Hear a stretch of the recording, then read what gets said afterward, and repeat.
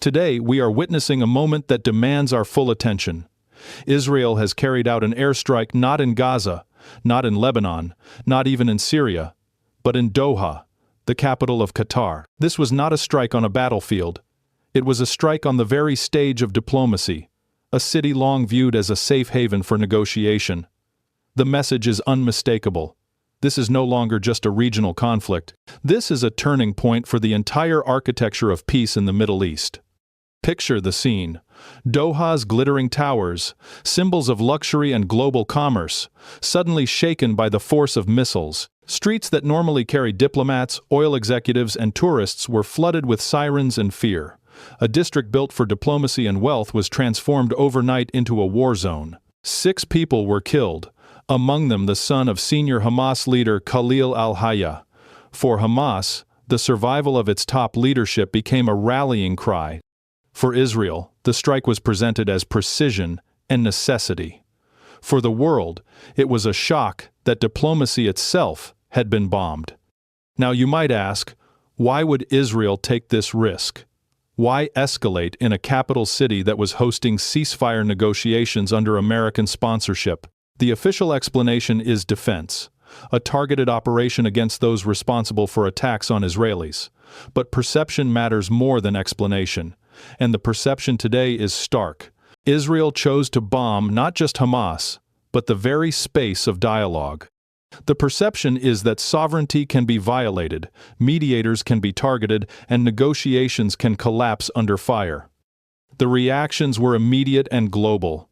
Qatar denounced the strike as a violation of its sovereignty and a deliberate attempt to sabotage peace talks. The European Union called it a breach of international law. Britain's Prime Minister described it as a dangerous precedent. Even the United States, Israel's closest ally, voiced disapproval. For the first time in years, cracks have opened among allies who usually speak with one voice.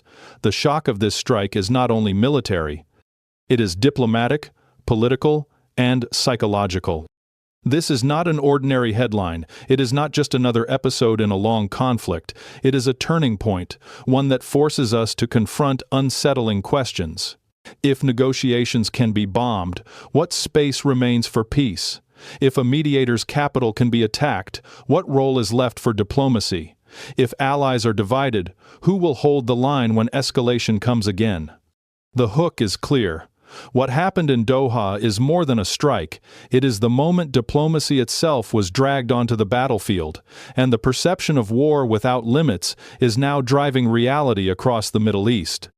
On the night of the 9th of September 2025, the city of Doha, usually described as a jewel of the Gulf, a center of wealth, stability, and diplomacy, was struck by violence that no one had imagined possible.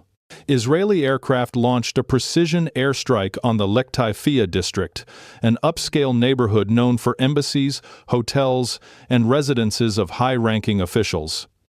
The intended target was the leadership of Hamas, who had gathered in Qatar to discuss the latest ceasefire proposals that had been shaped with American involvement. The explosion ripped through the district at around 10 p.m. local time. Windows shattered across luxury apartments. Cars parked along palm-lined boulevards burst into flames. Residents, unaccustomed to war within their city, rushed into the streets in shock. Eyewitnesses spoke of a fireball lighting up the skyline, a sight Doha had never seen before. In a matter of seconds, the city that branded itself as a neutral mediator and safe hub for diplomacy was thrown into the theater of conflict. Casualties followed quickly. 6 people were confirmed dead. Among them was the son of Khalil al-Hayya, a senior Hamas official and deputy leader. Also killed were 1 deputy office head, 3 bodyguards, and a Qatari security officer. Hamas rushed to declare that its top leadership survived. That survival turned the event into a paradox. Militarily, Israel had delivered a strike deep into foreign territory. Symbolically, Hamas declared resilience and vowed that diplomacy would not be silenced by bombs. The timing made the strike even more dramatic. Only hours earlier, negotiators in Doha had been reviewing drafts of a ceasefire agreement for Gaza. American envoys had been pressing both sides to consider a phased truce that included humanitarian aid, limited prisoner exchanges, and steps toward easing the blockade. With a single strike, those talks were derailed. The perception spread instantly. Peace was collapsing just as it appeared within reach. Qatar's government reacted with fury. Officials condemned the strike as a blatant violation of sovereignty and international law. Statements called it a deliberate attempt to sabotage Doha's role as mediator.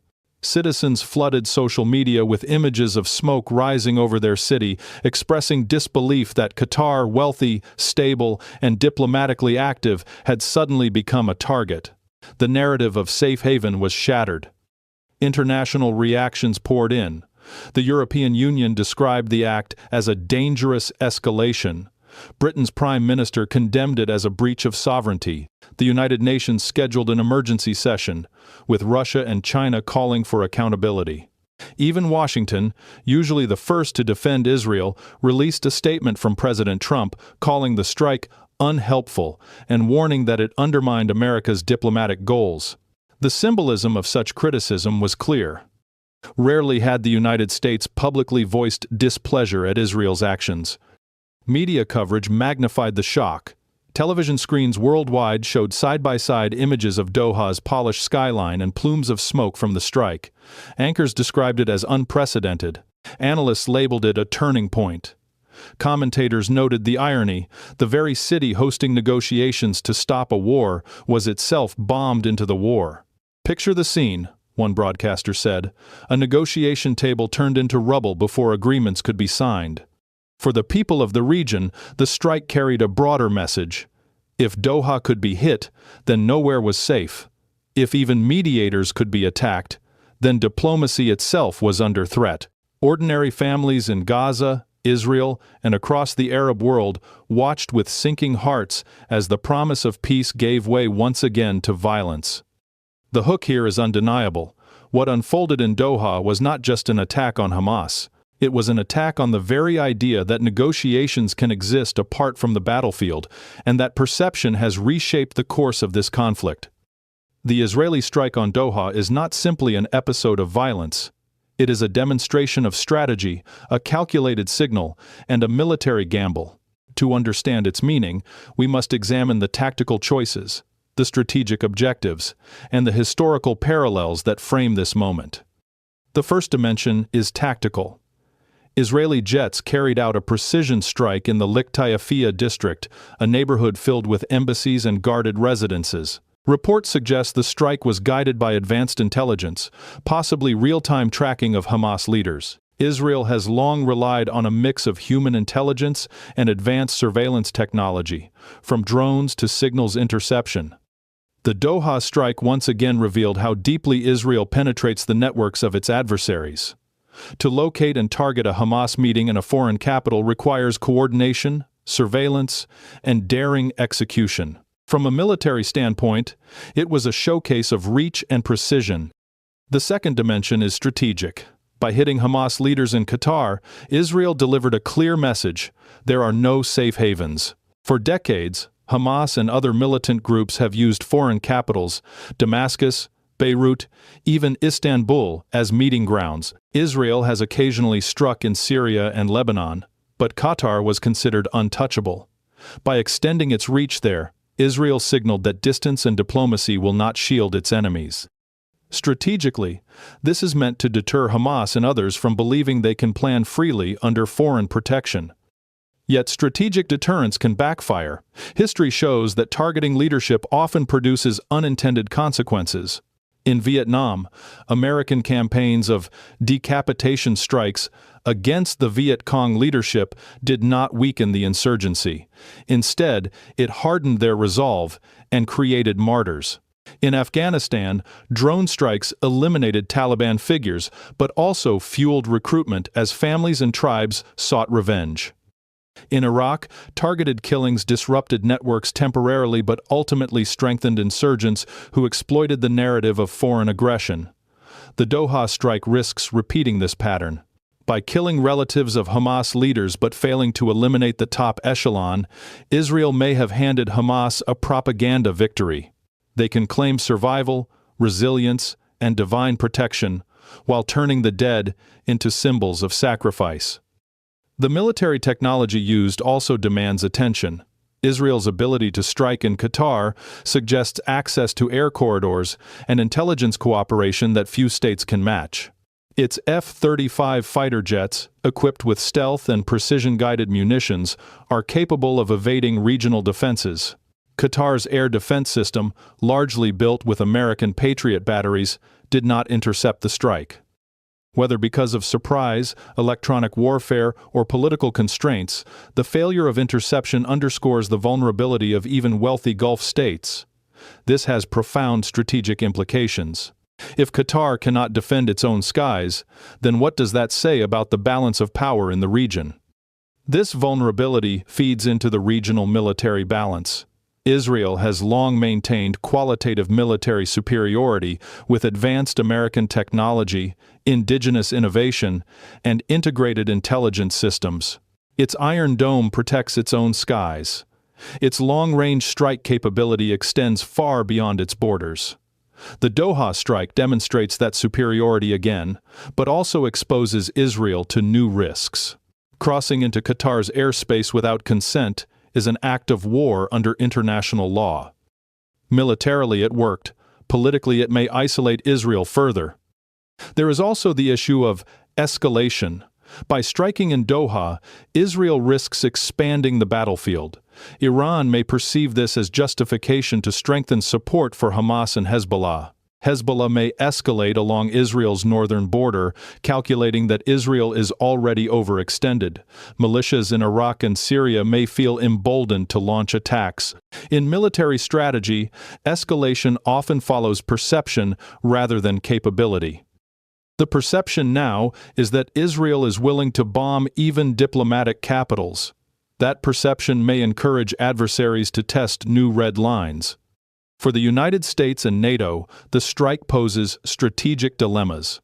Washington depends on Qatar as a host for U.S. Central Command at Al Udeid Air Base, one of the largest American installations abroad. A strike in Doha therefore jeopardizes not just Qatar's security but also American assets. NATO allies observe this with unease. Their defense planning depends on stable bases in the Gulf. If Israel's unilateral actions threaten those bases, then alliance cohesion is at risk. Military strength is only as useful as the alliances that sustain it. The lesson from history is sobering. Military superiority does not always translate into strategic success.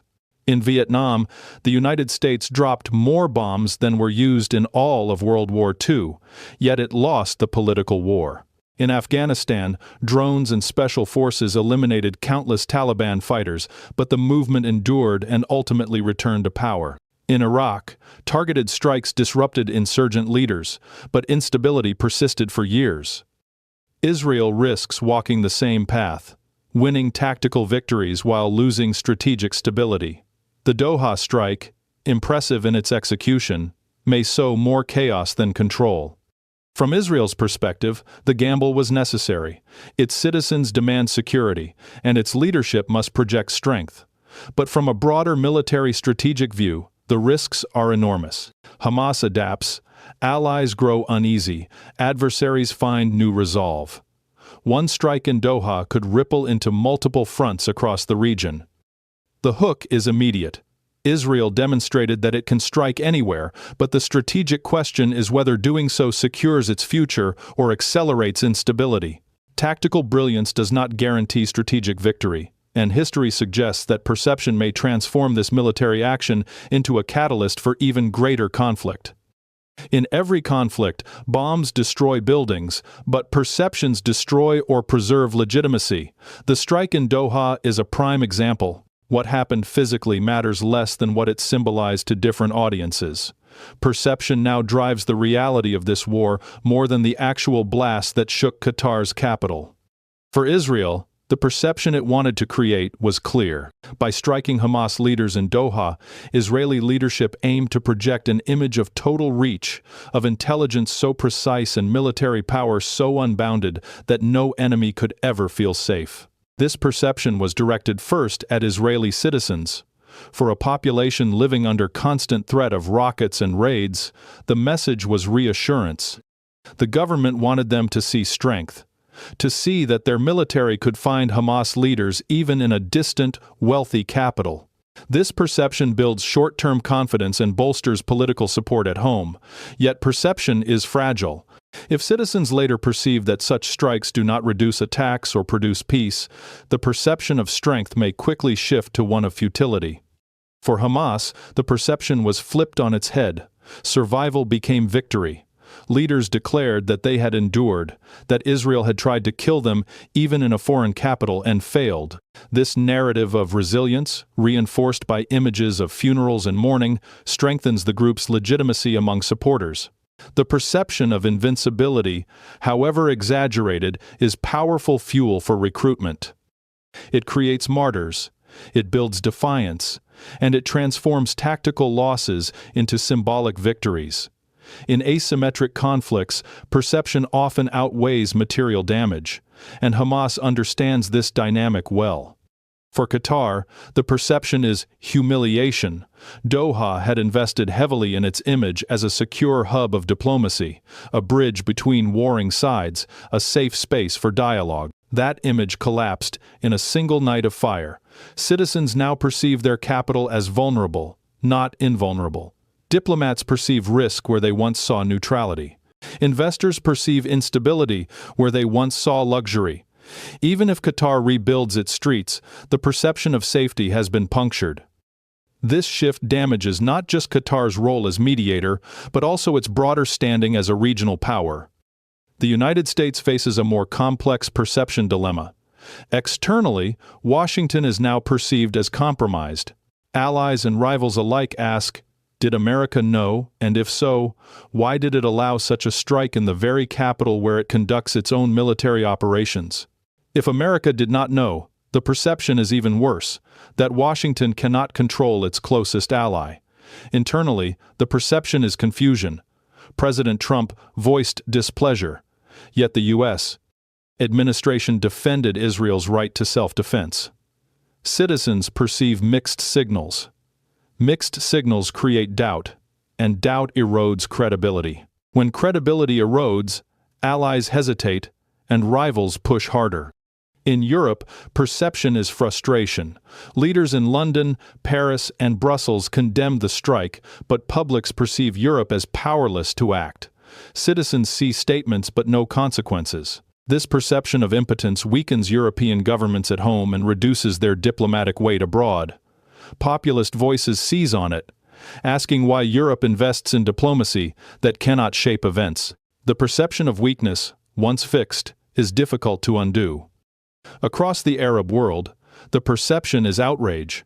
Ordinary citizens perceive the strike as an assault not only on Hamas, but on Arab sovereignty itself. Governments in Saudi Arabia, the UAE, and beyond perceive the need to reflect that anger, even if privately they wish to keep relations stable. This perception forces them into stronger public condemnation, uniting Arab voices in a way rarely seen in recent years. The perception of common humiliation creates a rare sense of solidarity, one that may ripple into regional institutions such as the Arab League. At the global level, perception quickly hardened into narrative. Media headlines described the strike as unprecedented. Commentators labeled it a turning point. The United Nations convened emergency discussions not only because of the physical damage, but because perception demanded action. Russia and China seized the moment to amplify the perception that America had lost control of its ally, that Western diplomacy is fragile, and that multipolar alternatives are rising. Markets, too, respond to perception. Oil prices rose not because wells were destroyed, but because investors perceived risk in the Gulf. Airlines rerouted flights not because airports were damaged, but because passengers perceived danger. Perception alone can move billions of dollars, raise the cost of energy, and create new economic pressures. Once again, perception drives reality. The danger now is that these diverging perceptions create parallel realities. Israel perceives strength, Hamas perceives resilience, Qatar perceives humiliation, Washington perceives embarrassment, Europe perceives impotence, The Arab world perceives betrayal. Rivals perceive opportunity. None of these align, yet all will drive decisions. When each actor acts on its own perception, the result is miscalculation and escalation. The hook is undeniable. The perception that no place is safe, that diplomacy itself can be bombed, has become the new reality of the Middle East, and perception is now the battlefield that matters most. War rarely confines itself to the battlefield. Its ripples travel through markets, supply chains, and households thousands of miles away. The Israeli strike in Doha, though militarily focused, has produced profound economic reverberations that stretch across the globe. To understand these consequences, we must look beyond the smoke in Qatar's capital and follow the shockwaves into oil markets, trade routes, inflation indexes, and everyday lives. The first and most immediate impact is energy. Qatar is the world's second-largest exporter of liquefied natural gas, LNG, and a member of OPEC+. Any perception of instability on Qatari soil sends tremors through global energy markets. Following the strike, Brent crude prices rose by nearly 5% in 24 hours, moving from $83 per barrel to nearly $87. LNG futures also spiked as traders calculated that even if production facilities were untouched, risk premiums must be added. For Europe, which relies on Qatari LNG to diversify away from Russian gas, this perception of risk translated directly into higher costs. Households in Germany, France, and Italy could see winter heating bills rise by 10–15% if prices remain elevated. The hook here is undeniable. A strike in Doha reverberates into living rooms in Berlin.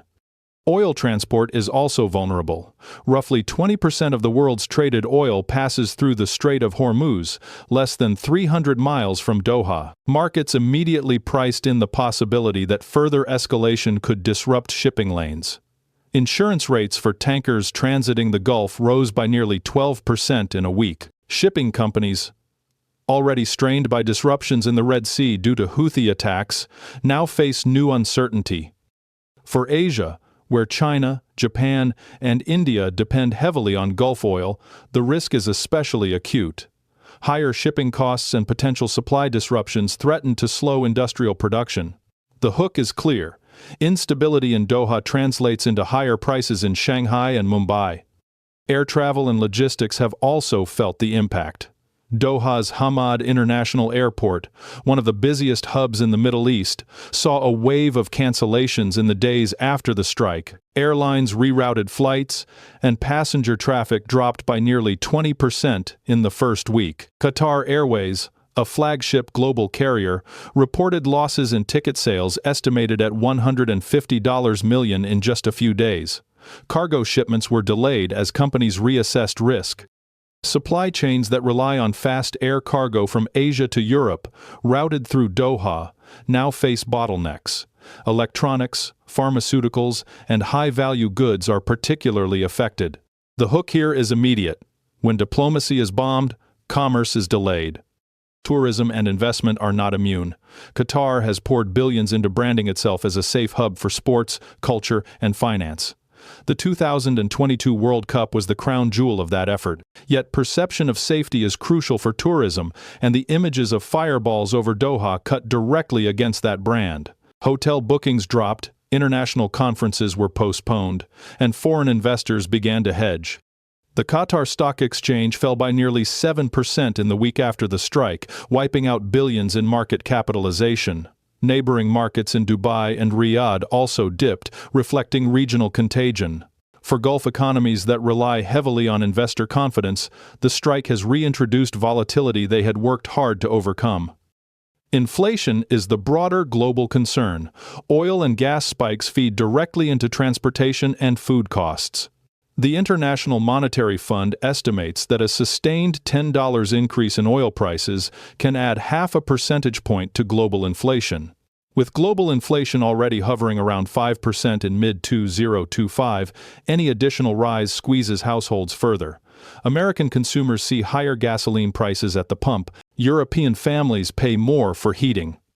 African and Asian importers face higher costs for fertilizer and food staples. Inflation is not abstract. It is the difference between a family affording a week's groceries or cutting back. The hook here is undeniable. A strike thousands of miles away empties wallets worldwide. Another layer is financial markets. Investors flee uncertainty, and safe haven assets like gold and U.S. Treasuries immediately rose. Gold prices climbed 3% in 2 days, reflecting a surge in demand for stability. Emerging market currencies weakened as capital flowed out.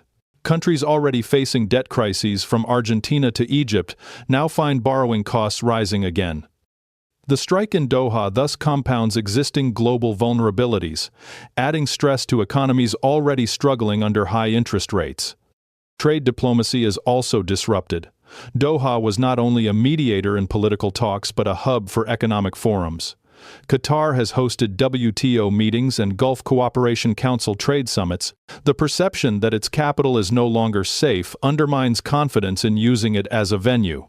Future negotiations on energy contracts, investment deals, or trade frameworks may shift elsewhere, reducing Qatar's economic clout. For a nation that built its identity on being a secure crossroads, the loss of that role is economically devastating.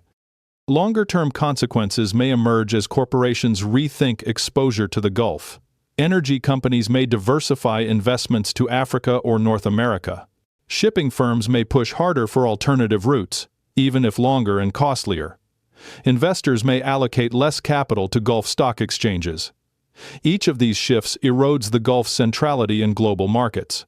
The perception of instability, once embedded, is hard to reverse. In sum, the economic impact of the Doha strike is not measured only in destroyed buildings or lost lives. It is measured in oil futures, canceled flights, spiking inflation, shaken markets, and disrupted trade. It reminds us that globalization connects every port, every household, and every paycheck to events far away. The hook here is undeniable.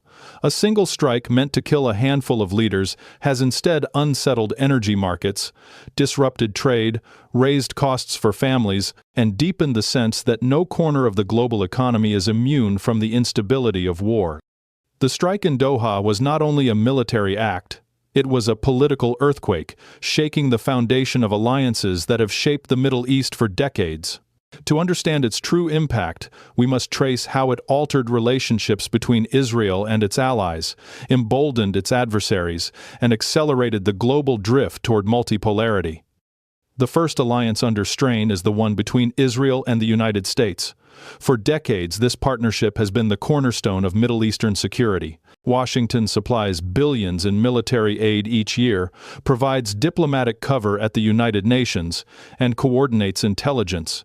Israel, in return, serves as America's outpost in a volatile region, yet in the wake of Doha, cracks are visible. President Trump publicly criticized the strike, calling it unhelpful and damaging to American diplomatic goals. Rarely has a U.S. president used such language. For Israel, this is a warning. If Washington begins to perceive Israeli actions as undermining its broader interests, then the political cost of unconditional support rises. The perception of divergence weakens the alliance, even if the material support continues. The hook is clear. The strike revealed that even the strongest alliance has limits. For NATO, the implications are troubling. Qatar hosts the Al Udeid Air Base, home to U.S. Central Command and a hub for NATO operations in the Gulf. By striking in Doha, Israel indirectly endangered an ally's military infrastructure. NATO members must now calculate whether Israel's unilateral actions threaten their own security footprint. European leaders, already uneasy about the humanitarian toll in Gaza, see the Doha strike as reckless. Politically, this erodes trust within the transatlantic community. Alliance solidarity, already strained by differences over Ukraine and defense spending, now faces a new test in the Middle East. Europe's position deserves special attention. The European Union has long sought to balance support for Israel's security with advocacy for Palestinian rights. The Doha strike makes this balance harder to sustain. Public outrage in Europe is mounting. Governments in London, Paris, and Berlin condemned the action, but their inability to influence Israeli behavior highlights their weakness. Politically, this weakens the EU's credibility as a global actor. Strategically, it may push Europe closer to advocating for multipolar solutions, seeking coalitions with non-Western powers to check Israeli actions. The hook here is undeniable. Europe perceives its impotence, and that perception weakens the Western bloc. In the Arab world, the strike has had an unifying effect. Saudi Arabia, the UAE, and Kuwait condemned the action. Even states that had explored normalization with Israel through the Abraham Accords now face public pressure to distance themselves. Political legitimacy in the Arab world is tied closely to the perception of defending sovereignty. By striking in Doha, Israel inadvertently forced Arab leaders to adopt stronger anti-Israel positions. This could freeze normalization talks and strengthen pan-Arab coordination in international institutions. The Arab League, often fractured, now perceives a shared humiliation. That perception could transform into coordinated political action. For Qatar itself, the political fallout is profound. As mediator, Doha had built influence by hosting talks between adversaries. The strike stripped that role of its credibility. Politically, Qatar may realign, deepening ties with Turkey and Iran to protect itself.